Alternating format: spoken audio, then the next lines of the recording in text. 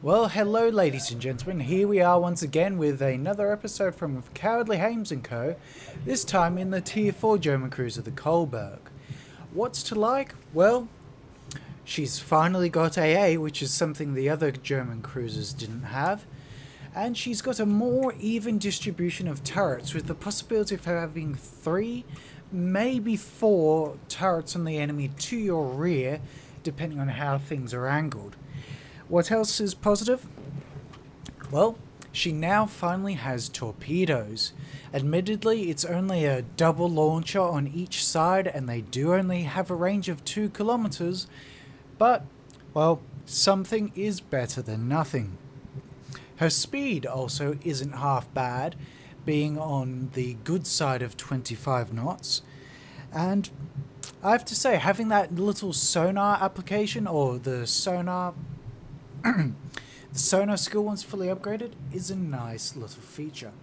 Now in terms of upgrade path, I really would recommend the range upgrade initially, followed by the hull upgrades, as the hull upgrades really just give you additional HP more than anything else, whereas the gunnery upgrade will be of actual utility to your play.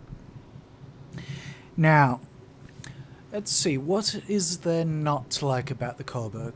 Well, it will take time to bring your guns on target, especially the rear guns, as they are now actually mounted in turrets, which means it's going to take time for it to swing itself around and to fire. Additionally, the rudder shift has reduced and that your reload has now doubled to about 8 seconds. The only other thing I can really comment on is the 2 torpedoes, but hey, after the other German cruisers, I'm just glad we've got some, so I can't really complain there. Would I class this cruiser as my favourite to play out of the German lineup? That's a little difficult to say, to be perfectly honest with you. I love the Tier 2 and the Tier 3 German cruisers rather a lot, and what can I say? I have a very large soft spot for that Dresden. She just ticked all the boxes for me, even though you didn't really have much in the way of AA or no torpedoes. Now here we are trying to advance up along the right hand side of the map using that smoke screen as a cover. I'm going to try and push through between these 2 islands unless someone appears and persuades me to the contrary. Now there are some aircraft that I'm trying to target, but the 88s on the Kolberg, they only have about a 3 kilometer range, so they're only really any use when the ships are... listen to yourself. When the aircraft are targeting you. So I've just managed to score a capture assist there, and I'm pre-lining myself up on this cruiser that's coming through, only bearing the bare minimum of ship just to angle my armour. Though, to be honest with you, that's not exactly a huge amount, so let's make the best of a bad situation. Firing off AP into this cruiser, I do score a good hit, with other shells just bouncing off due to the angle, which is entirely understandable. There I do score a few more good hits, dodging friendly torpedoes, which for hello, there we go. Yes, as I was saying, friendly torpedoing has become a bit of an issue, at least in the experience of my co-host Silverpen. I haven't quite had it so badly, although that could be due to work preventing me from putting as much time into videos and the game as I was prior. Sighting up the carrier, I'm tossing up should I, shouldn't I, should I, shouldn't I, and well, the destroyers are closer, and I dare say they're going to get there before I do.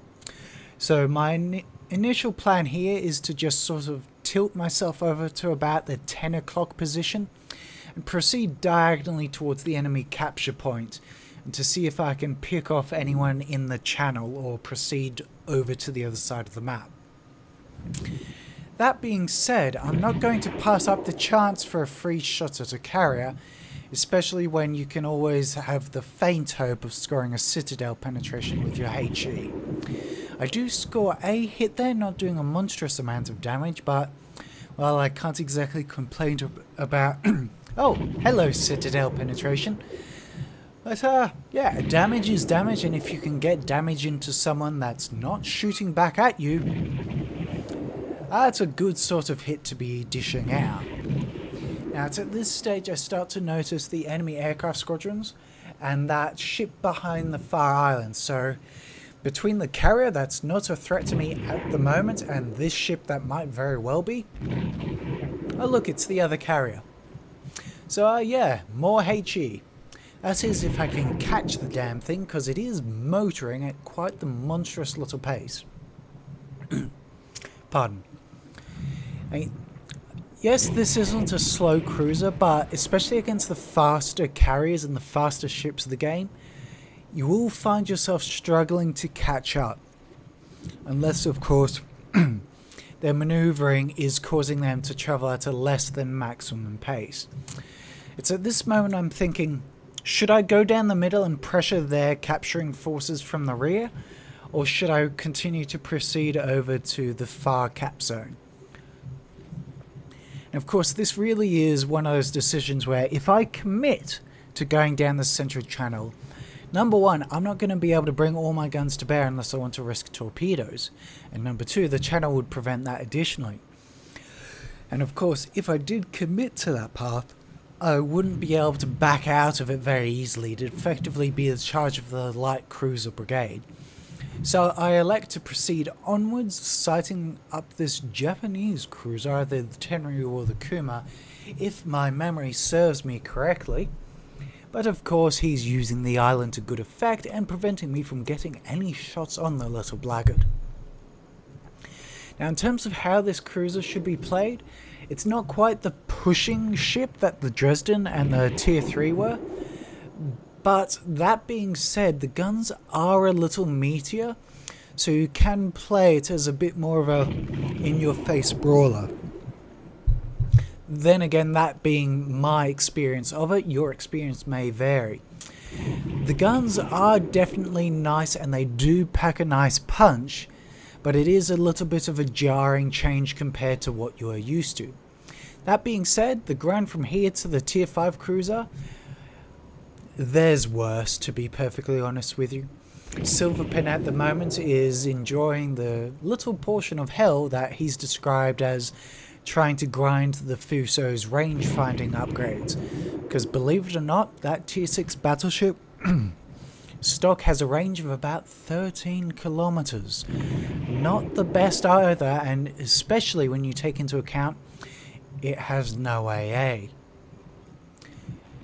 That might very well force him to consider using that little war chest of free experience he's built up, and there we go with another Citadel penetration. Really bringing home the point of using armor piercing ammunition in cruisers, especially against cruisers, as you never know when you might score. Oh, this could have gone better. But yes, as I was saying, if you're up against another cruiser, especially if they're lower tier, use that armor piercing because you never know what might happen. That being said, I've not really used the armor piercing in the ship against battleships. So in that case, I would just recommend the default procedure of HE spam away. Because tried and true is, well, tried and true. Now, hello, second kill. Here we are up against a Fuso. I'm not quite sure if he's the stock Fuso, although it does look like that judging by the front bridge. So this means he only has a 3-kilometer range on me, and so long as he's distracted, I should be able to sneak up on him. Or at least I would be able to if I wasn't within weapons range and, well, ploughing any and every shot I can into the side of his hull. He's trying to take out that destroyer, which is the tactically correct decision, because if you're in a battleship, you do not want those destroyers near you at any cost, as I've found out multiple times to my chagrin. Setting him on fire, I continue to send periodic shells up and over and onto him. Of course, with us both travelling at odd angles to one another, it really is rather difficult to land shots onto him as much as I would like. Of course, now with the destroyer in dire straits, this is taking on a new sense of urgency. Because if that destroyer's gone, there's one less ship to be distracting the battleship. He's definitely avoiding those torpedoes, which will fight in a crisscross salvo, which is a strategy I can really recommend if you've got 2 aircraft squadrons and you're in a carrier, or if you're working with a buddy in a destroyer. Now, of course, the Fuso has run aground. I'm temporarily slamming myself into reverse to try and get myself to a halt since he's not focusing on me, to provide myself with a more stable gun platform. Now, ladies and gentlemen, do let me know if you do this yourself, because I would like to know whether or not it actually has any effect, or this is just my own superstition kicking into play. Of course, now with the Fuso reversing, he's presenting me with a moving target, which is marginally more difficult to hit. That being said, I am still scoring periodic hits on him. One thing I have noticed with the dispersion on these guns, you do rather miss the Dresden's fire rate, and that's of the Tier 3 German cruiser.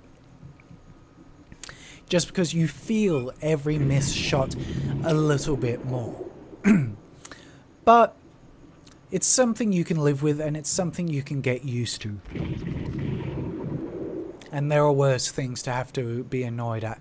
He's managed to dodge 4 more torpedoes, which isn't bad considering his situation. And he's being attacked by 2 cruisers, I believe.